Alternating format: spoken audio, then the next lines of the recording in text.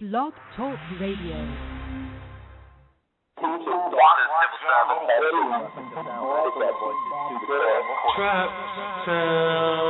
Trapper Boy is coming. Yeah, like right about now, give a shout out to my main man, Trapper Boy.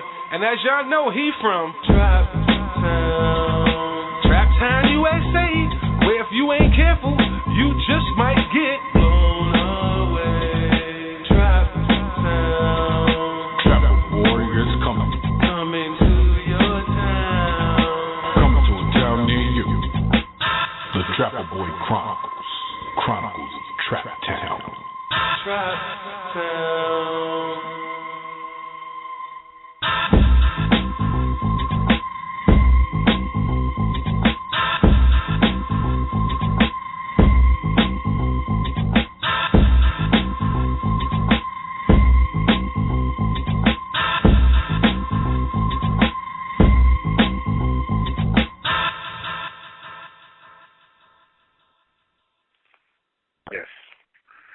Good day again. It's Trapper Boy, back with another bio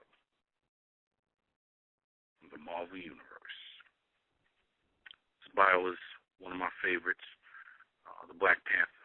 A lot of people don't really like him. A lot of people don't really, he's not a favorite in a lot of superhero circles. But he's actually one of my favorites, and I'm going to tell you why after I get through his biographical information. His name is Chaya.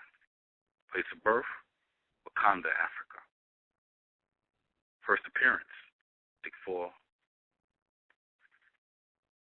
Volume 1, number 52, dated July 1966.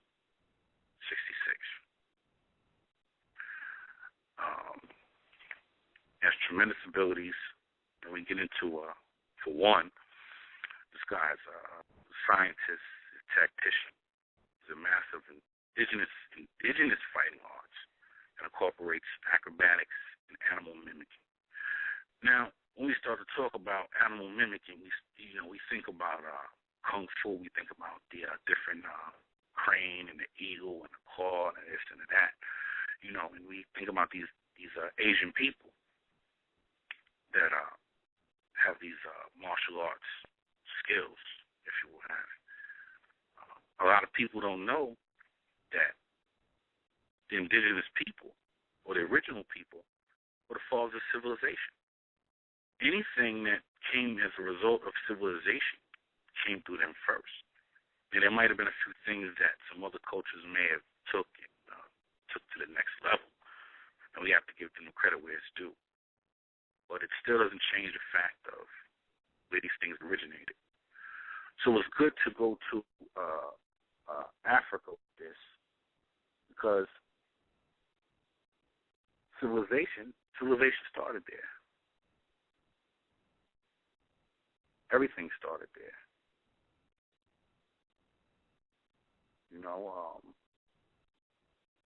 It's interesting. It's a superhero that deals with martial arts, the natural herbs and things like that. This is pretty much where he draws his power from.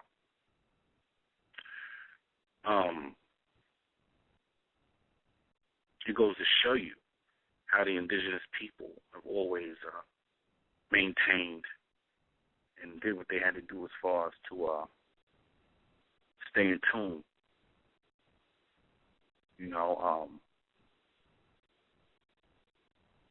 It's very interesting. He's not that tall. He's not that short. His height is 6 feet. Weighs 200 pounds. Eyes brown, hair is black. He's an indigenous person. Has indigenous skills. And he's probably one of the most effective superheroes in the Marvel Universe. This guy's a king. He's a real descendant from a warrior tribe. You start to hear all these things and you go, damn, it sounds a lot like, indigenous people. It sounds a lot like some pyramid building civilization or mound building civilization. Because when these people come up with these, a lot of these comic writers, a lot of them are very abstract thinkers, and most people that are abstract thinkers are people who deal with science, logic and reasoning.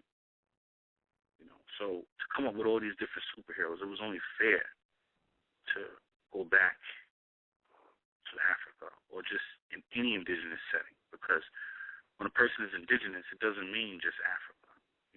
An indigenous person is one who comes with the planet. The original people came with the planet. They have no beginning or end, and they're older than sun, moon, and stars, because time never was when man was not. So these are things that we have to look at when we look at this particular character. He's in herbology. He's a master tactician of war. You start to think about Shaka Zulu and all these people. He's definitely a scientist. Of course, he's a master of armed and unarmed combat, as you know, dealing with the spears, dealing with edge weapons, projectile weapons, things like that. For example, we start to look at the Japanese and the katana, and we look at the Moors and the kitab.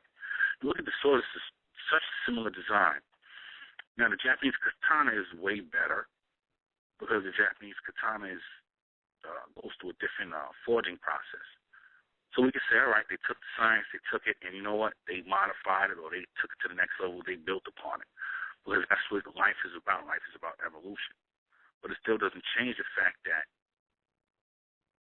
they had got it originally from a certain source. Just some food for thought.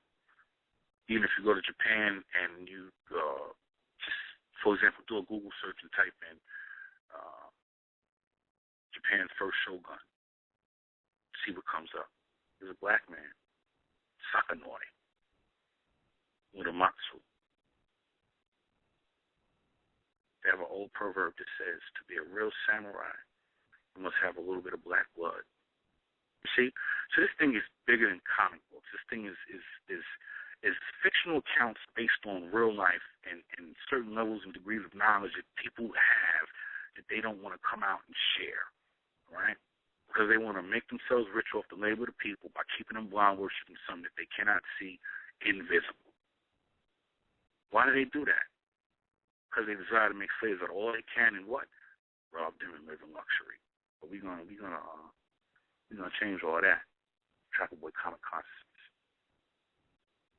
Thank you for tuning in. God bless you. Have a great day. Peace and blessings. Trapper Warriors come.